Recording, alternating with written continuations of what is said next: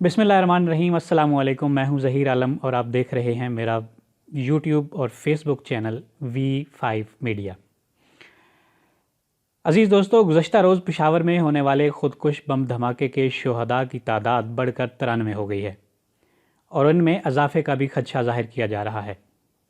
امدادی کارروائیاں ابھی جاری ہیں اور مسجد کے اندر سے ملبہ ہٹایا جا رہا ہے۔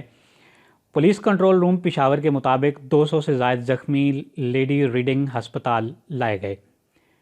دہشت گردوں نے ملک سعد شہید کے نام سے منسوب پولیس لائن پشاور کو پیر کے دن نماز ظہر کے وقت دہشت گردی کا نشانہ بنایا۔ انتہائی حساس علاقے میں قائم مسجد میں دہشت گردی کا واقعہ سیکیورٹی اداروں کی کارکردگی پر سوالیہ نشان ہے۔ پولیس لائن پشاور جیسے انتہائی حساس علاقے میں جہاں ایک عام شہری کا داخلہ بھی ناممکن ہو، وہاں تک دہشت گردوں کی رسائی کیسے ممکن ہوئی؟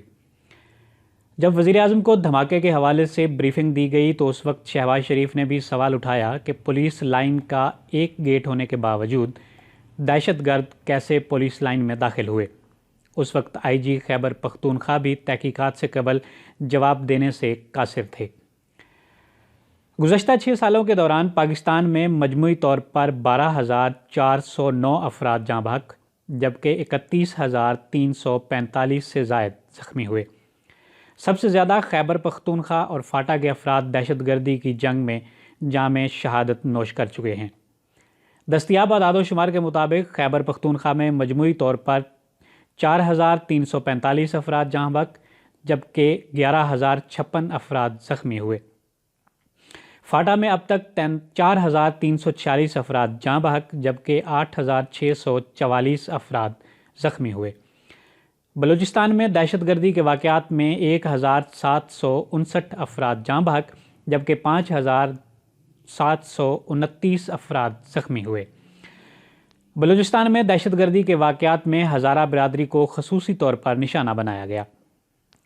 پنجاب میں ہونے والے دہشت گردی کے واقعات میں 1,043 افراد جاں بحق ہوئے جبکہ 3,353 افراد زخمی ہوئے۔ سندھ میں ہونے والے دہشت گردی کے واقعات میں 681 افراد جاں بحق جبکہ 2,559 افراد زخمی ہوئے۔ اسلام آباد میں دہشت گردی میں 165 افراد جاں بحق جبکہ 482 افراد زخمی ہوئے۔ گلگت بلتستان میں 67 جاں بحق جبکہ 92 افراد زخمی جبکہ آزاد جموں و کشمیر میں 13 افراد جاں بحق اور 69 زخمی ہوئے۔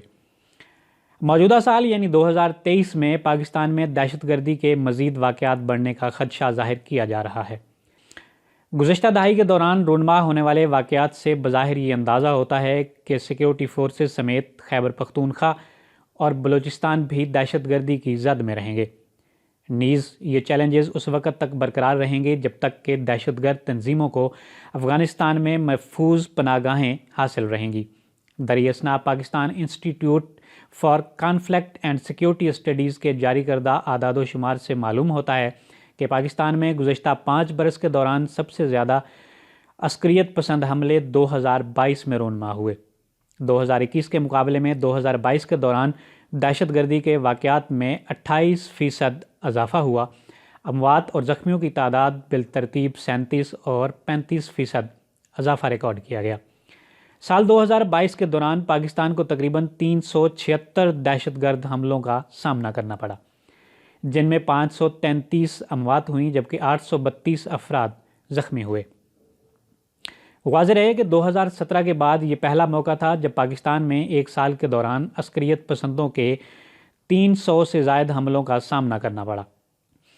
موجودہ صورتحال کے تناظر میں سینٹ اجلاس میں مسلم لیگ نون کے رہنما اور سینیٹر مشاہد حسین سید نے کہا تھا کہ $5 ارب کا افغان جہاد لڑا گیا اور آج اسی کے نتائج ہم بھگت رہے ہیں۔ لنگڑی لولی حکومت سے بہتر ہے حکومت چھوڑ کر الیکشن کرایا جائے۔ مشاہد حسین سید نے یہ بھی کہا تھا کہ جنرل ضیاء کو گالیاں تو دی جاتی ہیں مگر ان کی پالیسیوں کو فالو کیا جاتا ہے۔ پاکستان پیپلز پارٹی کے سینیٹر میاں رضا ربانی نے ٹی ٹی پی سے متعلق حکومت کی پالیسی کو پشاور سانحے کا ذمہ دار قرار دیتے ہوئے کہا کہ ٹی ٹی پی کی پاکستان میں بحالی کے فیصلے کی تحقیقات ہونی چاہیے۔